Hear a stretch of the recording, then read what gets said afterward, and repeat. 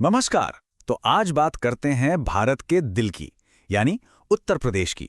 एक ऐसी जगह जो इतनी बड़ी, इतनी डाइवर्स है कि उसे समझना मतलब समझ लीजिए एक पूरे देश को ही समझ लेना। तो चलिए इस पूरे सफर की शुरुआत एक सवाल से करते हैं। सोचिए क्या हो अगर कोई एक राज्य, बस एक राज्य, दुनिया के ज्यादातर देशों से भी बड़ा हो जाए। सुनने में अजीब लगता है ना, पर यह कोई हाइपोथेटिकल क्वेश्चन नहीं है, ये असलियत है उत्तर प्रदेश की।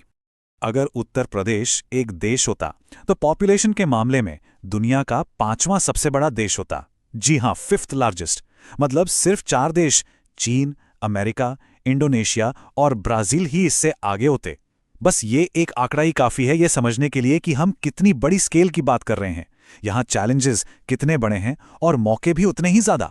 ठीक है, तो अब जरा और गहराई में चलते हैं और शुरुआत करते हैं यूपी की ज्योग्राफी से। आखिर क्या है जो इसे सचमुच भारत का दिल, इसका ज्योग्राफिकल हार्ट बनाता है? जरा इस पर गौर कीजिए। उत्तर प्रदेश की सीमाएं, इसके बॉर्डर कुल 9, जी हां 9 एंटिटीज से लगती हैं। 8 राज्य और एक यूनियन टेरिटरी। पूरे भारत में कोई दूसरा राज्य नहीं है जो इतने सारे पड़ोसियों को छूता हो। इसका सीधा सा मतलब यह है कि यूपी सिर्फ एक स्टेट नहीं है, ये देश का एक हब है, एक जंक्शन जहां से कल्चर, कॉमर्स, पॉलिटिक्स सब कुछ होके गुजरता है। और इस ज्योग्राफिकल यूनिकनेस की एक और जबरदस्त मिसाल है सोनभद्र जिला। ये भारत का अकेला ऐसा डिस्ट्रिक्ट है जो 1, 2, 3 नहीं बल्कि 4 अलग अलग राज्यों के बॉर्डर को टच करता है। मध्य प्रदेश, छत्तीसगढ़, झारखंड और बिहार। अब ये सिर्फ मैप पर एक इंटरेस्टिंग फैक्ट नहीं है, मिनरल्स और एनर्जी रिसोर्सेज के लिहाज से भी ये इसे बहुत बहुत स्ट्रेटेजिक बना देता है। तो सवाल उठता है, इतनी बड़ी आबादी का पेट कैसे भरता है?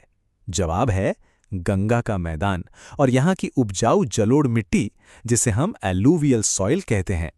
अब इसे भी हम मोटे तौर पर 2 हिस्सों में बांट सकते हैं, खादर और बांगर। और इसे याद रखने की एक बहुत आसान सी ट्रिक है, खादर में ही खाद शब्द छुपा है ना?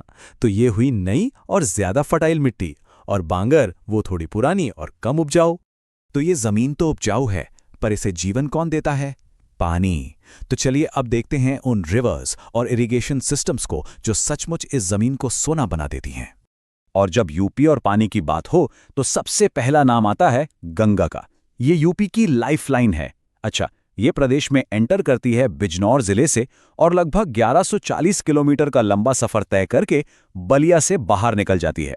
इसे याद रखने का एक मस्त तरीका है, Ganga B B, B for Bijnor, B for Ballia. Simple.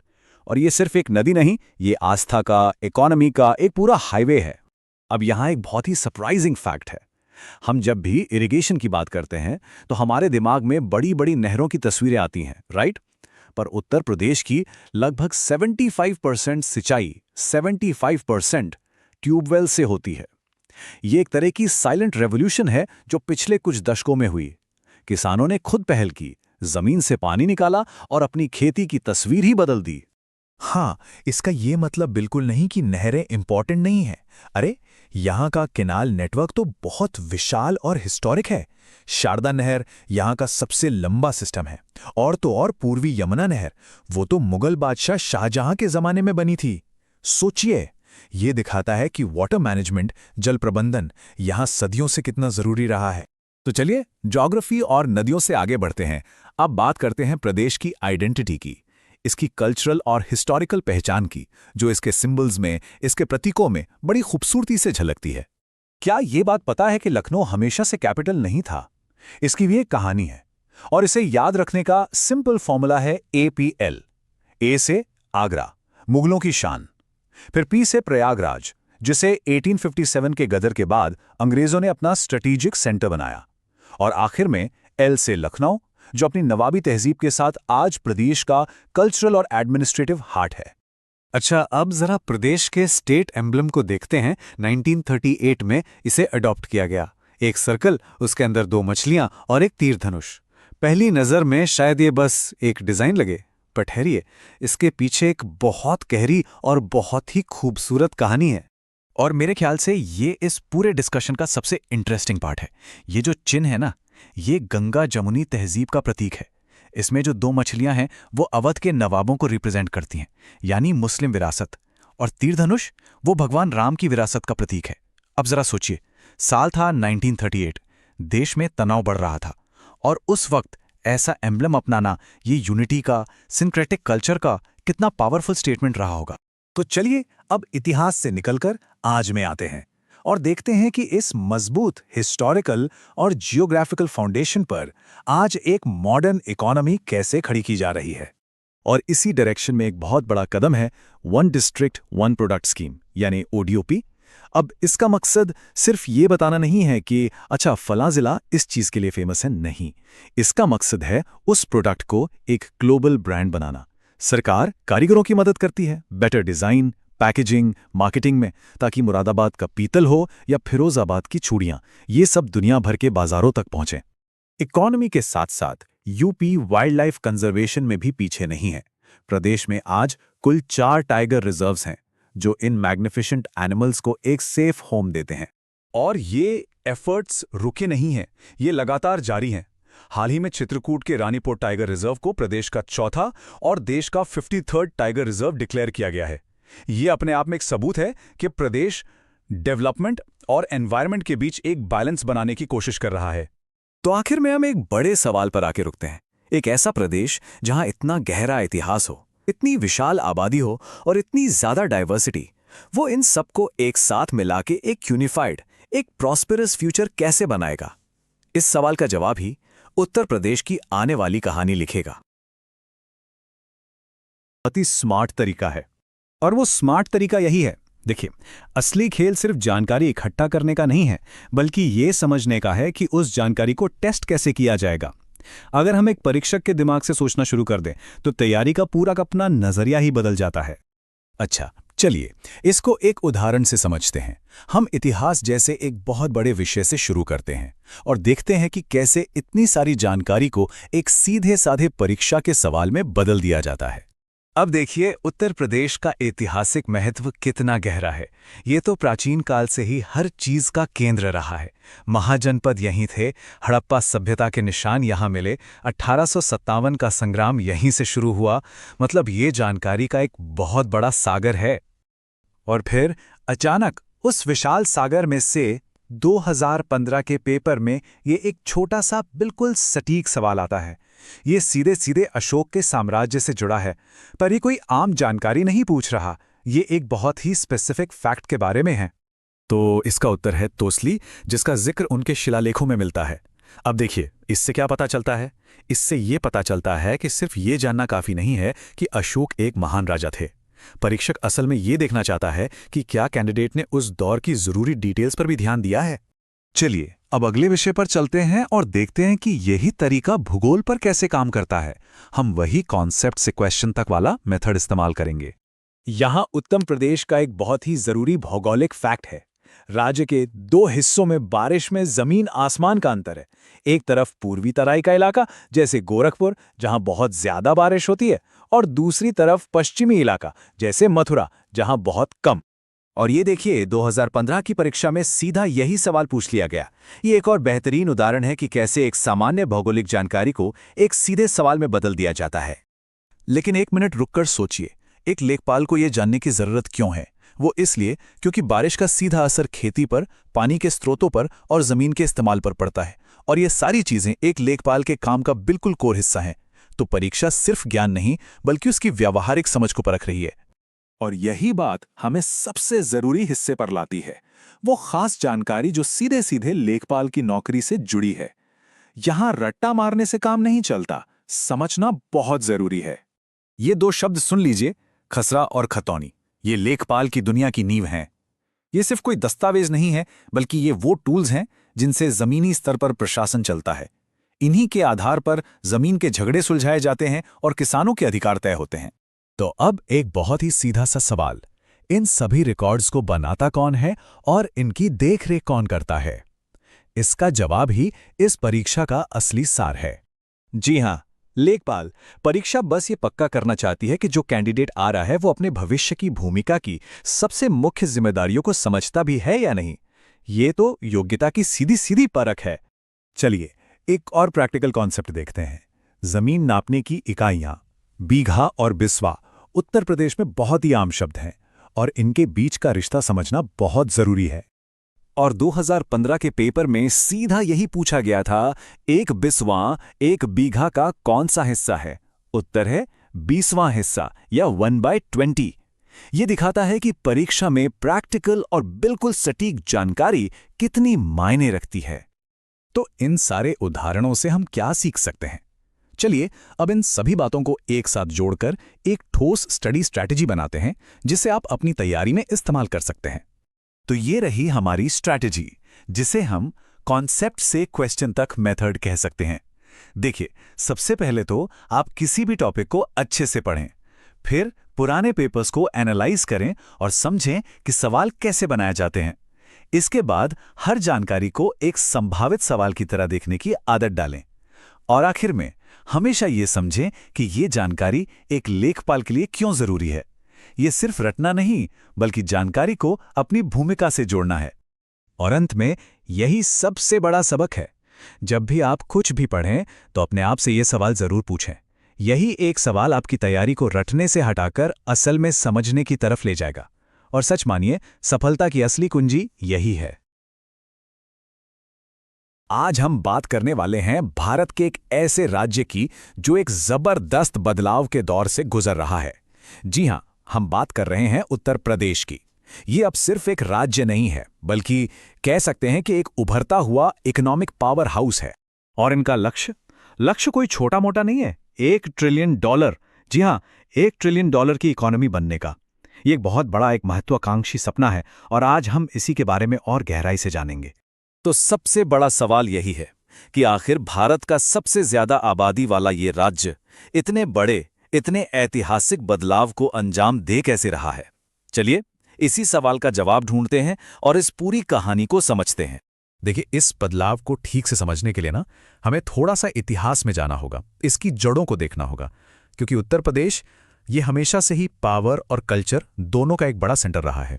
अगर हम बहुत पीछे जाएं प्राचीन वैदिक साहित्य में, तो इस पूरे इलाके को मध्य देश के नाम से जाना जाता था। ये जो गंगा यमुना का उपजाऊ मैदान है ना, ये आर्य संस्कृति का कह सकते हैं एक तरह से गढ़ था। यहीं से भारत की नींव रखी गई। इसका इतिहास कोई 100-200 साल का नहीं, हजारों साल पुराना है। जरा सोचिए, 8000 ईसा पूर्व, मतलब जब दुनिया के कई हिस्सों में लोग खेती के बारे में सोच भी नहीं रहे थे, तब यहां लहुरादेवा में चावल की खेती के सबूत मिले थे। इसके बाद ये महाजनपदों का केंद्र बना, मतलब उस जमाने के सुपर पावर स्टेट्स का। और जाहिर है, हम 1857 के स्वतंत्रता संग्राम को कैसे भूल सकते हैं, जिसकी पहली चिंगारी भी यहीं मेरठ से उठी थी। तो ये जमीन हमेशा से ही इतिहास के पन्नों में बहुत अहम रही है। लेकिन देखिए, बात सिर्फ राजनीति या शक्ति की नहीं है। उत्तर प्रदेश की असली पहचान तो इसके कल्चर में है। इसे भारत का सांस्कृतिक दिल भी कहा जाता है। और ऐसा क्यों है? क्योंकि यहाँ कला और परंपरा की जड़ें बहुत बहुत गहरी हैं। आप कहीं भी देख लीजिए, कथक का वो शानदार डांस, लखनऊ की वो नाजुक चिकनकारी की कढ़ाई जो दुनिया भर में मशहूर है, या फिर प्रयागराज का कुंभ मेला जहाँ करोड़ों लोग आते हैं। यहाँ की संस्कृति की झलक तो पूरे भारत में नजर आती है। आखिर ये वही जमीन है जहाँ रामचरितमानस और कृष्ण भक्ति साहित्य की रचना हुई। और अब जो सबसे दिलचस्प बात हो रही है वो ये है कि राज्य अपनी इसी पुरानी समृद्ध विरासत को एक मॉडर्न इकोनॉमिक स्ट्रैटेजी में बदल रहा है। ये जो स्कीम है, वन डिस्ट्रिक्ट वन प्रोडक्ट, ये कमाल की है।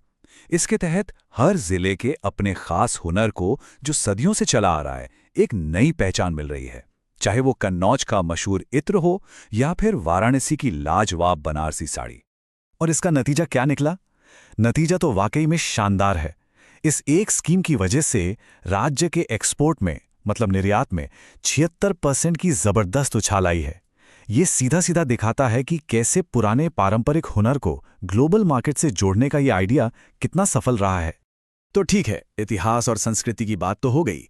अब सवाल ये है कि ये सब कुछ, ये पूरी विरासत आज के दौर की मॉडर्न पॉलिसी और इंफ्रास्ट्रक्चर के साथ मिलकर कैसे एक नए इकोनॉमिक इंजन में बदल रही है। चलिए अब इस पर नजर डालते हैं। अच्छा, अब ये जो आंकड़ा है ना, ये सच में चौंकाने वाला है। कुछ ही सालों के अंदर Uttar Pradesh ease of doing business की रैंकिंग में 14वें नंबर से सीधा दूसरे नंबर पर आ गया। इसका मतलब क्या है? इसका सीधा सा मतलब है कि अब इन्वेस्टर्स के लिए यहाँ पर बिजनेस शुरू करना, उसे चलाना पहले से कहीं ज़्यादा आसान हो गया है। और जब ऐसा होता है तो ग्रोथ को एक ज़बरदस्त पुश मिलता है। ये कोई मामूली बात नहीं, एक असाधारण छलांग है। और इस सुधार का असर सिर्फ कागजों पर नहीं, बल्कि सीधे सीधे लोगों की जिंदगी पर दिख रहा है। ये जो नंबर्स हैं, इन्हें देखिए। पिछले कुछ ही सालों में राज्य की पर कैपिटा इनकम यानी प्रति व्यक्ति आय डबल हो गई है। और सिर्फ इतना ही नहीं, राज्य का कुल आर्थिक उत्पादन, जिसे जीएसडीपी कहते हैं, वो भी दोगुना हो गया है। तो ये सिर्फ आंकड़े नहीं हैं, ये इस बात का सबूत हैं कि राज्य में मौके बढ़ रहे हैं, समृद्धि बढ़ रही है। अब बात करते हैं खेती किसानी की। इस मामले में तो उत्तर प्रदेश हमेशा से ही भारत का फूड बास्केट यानी अन्न का कटोरा रहा है। अंदाजा लगाइए, देश का लगभग आधा गन्ना मतलब 48.6% और करीब 1/3 गेहूं यहीं से आता है। 20% दूध भी यहीं से। और आलू और आम की बात करें तो उसमें तो यूपी का कोई मुकाबला ही नहीं है। सही मायनों में ये राज्य पूरे देश का पेट भरता है। और ये तो हुई आज की बात। भविष्य की नींव भी बहुत मजबूती से रखी जा रही है। 22 एक्सप्रेसवे का जाल बिछाया जा रहा है। सोचिए, ऐसा नेटवर्क वाला ये देश का पहला राज्य है। स्वदेशी रक्षा उत्पादन के लिए एक डेडिकेटेड डिफेंस कॉरिडोर बनाया जा रहा है। और तो और, ये एक बड़ा डेटा सेंटर हब भी बन रहा है। ये सारी चीजें मिलकर उत्तर प्रदेश को एक फ्यूचर रेडी ग्रोथ इंजन बना रही हैं। तो अब आखिर में सवाल ये उठता है कि ये सब कुछ, ये जो पूरा ट्रांसफॉर्मेशन हो रहा है, ये भारत के भविष्य के लिए क्या मायने रखता है। देखिए, उत्तर प्रदेश में जो कुछ भी हो रहा है वो सिर्फ एक राज्य की कहानी नहीं है। ये कहानी पूरे देश की कहानी का एक बहुत ही अहम हिस्सा बन चुकी है। आज की तारीख में उत्तर प्रदेश देश की तीसरी सबसे बड़ी इकोनॉमी है, सिर्फ महाराष्ट्र और तमिलनाडु के बाद। और देश की कुल जीडीपी में इसका हिस्सा 9% से भी ज्यादा है। ये आंकड़ा अपने आप में बताता है कि देश की आर्थिक तरक्की के लिए ये राज्य अब कितना जरूरी हो गया है। तो ये सफर वाकई कमाल का है, एक प्राचीन सभ्यता के दिल से लेकर आज के मॉडर्न ग्रोथ इंजन तक का। ये एक बेहतरीन मिसाल है कि कैसे अपने अतीत को सहेजकर भविष्य के साथ कदम से कदम मिलाया जा सकता है। और इसी के साथ एक बड़ा सवाल भी खड़ा होता है कि क्या उत्तर प्रदेश का ये जो पूरा का पूरा ट्रांसफॉर्मेशन है, ये भारत के बाकी राज्यों के लिए भी एक ब्लूप्रिंट, एक मॉडल बन सकता है? खैर, इस सवाल का जवाब तो आने वाला वक्त ही देगा। All right, let's talk about Uttar Pradesh. If you're prepping for an exam, you know just how massive this state's GK can be. So, in the next few minutes, we're going to give you the ultimate cheat sheet, the most critical facts and some killer memory tricks to help you absolutely nail it. So you're staring at this mountain of general knowledge for UP and thinking, where do I even start? It can feel, well, pretty overwhelming, but don't you worry. We've boiled it all down into a single powerful guide, packed with little tricks to make sure this stuff sticks. Let's kick things off with the absolute basics, the state's identity. First up, we're going to look at how Uttar Pradesh actually became Uttar Pradesh, how it got its name, its capital, and the amazing symbols that tell its story. You know, the name of the state tells a whole story. It started out super simple, just northwestern provinces. But the one date you absolutely have to burn into your memory for any exam is January 24th, 1950. That's the day it officially became Uttar Pradesh, and it's why we celebrate UP Day on that date every single year. The state's capital also went on a little tour, and there's a super simple way to remember its path. Just think APL. A for Agra, the heart of the Mughal Empire. P for Prayagraj, which was a strategic move by the British after 1857. And finally L for Lucknow, a shift that really honored the deep cultural roots of the Oudh region. APL. Simple. Now, this is really cool. The state emblem, created back in 1938, is like a history lesson in one single image. You've got two fish, which are a nod to the Nawabs of Oudh and the region's Muslim heritage. Then you have the bow and arrow, symbolizing Lord Ram and the state's Hindu roots. Put them together, and what do you get? You get a perfect symbol of the Ganga Jamuni Tehezbi, that beautiful, unique blend of Hindu and Muslim cultures that really defines Uttar Pradesh. Okay, we've got the identity down. Now, let's zoom out and look at the map itself. We're going to decode UP's geography, because this is a land of records, of superlatives, and, for sure, a land of exam questions. So get this. Uttar Pradesh holds the record for bordering the most states in India. We're talking 8 states plus 1 union territory. Its longest borders with Madhya Pradesh. But here's the real exam gold, the one fact you gotta remember. The district of Sonbhadra. It's the only district in the entire country that touches the borders of 4 different states. How crazy is that? All right, here comes a classic exam question that trips so many people up. What's the difference between Cotter and Bangar soil? Let's make this ridiculously easy.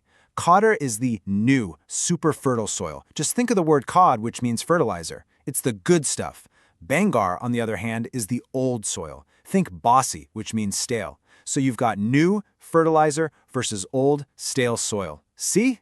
Easy. Okay, from the ground beneath our feet, let's look up at the state's natural treasures. This next bit is loaded with key numbers, and you guessed it, more memory tricks for UP's forests and wildlife. So here's a question for you, and it's a tricky one that pops up on exams all the time. What is the total green cover in Uttar Pradesh? You often get 2 numbers that look confusingly similar. First, you've got the forest cover. That's just the forests, and it stands at 6.15%. Okay, seems straightforward enough. But the number they usually want is the total green cover, which includes trees outside of forests. And that number is 9.23%. So when you're under pressure in an exam, how on earth do you remember both of these precise figures without mixing them up? You use this brilliant little trick, the 6 ka ulta 9 trick. Just look at the numbers. The forest cover starts with a 6 and the total cover starts with a 9. They are literally just flips of each other. If you can remember one starts with a 6, you automatically know the other starts with its mirror image, a 9. It's simple, it's visual, and it's almost impossible to forget.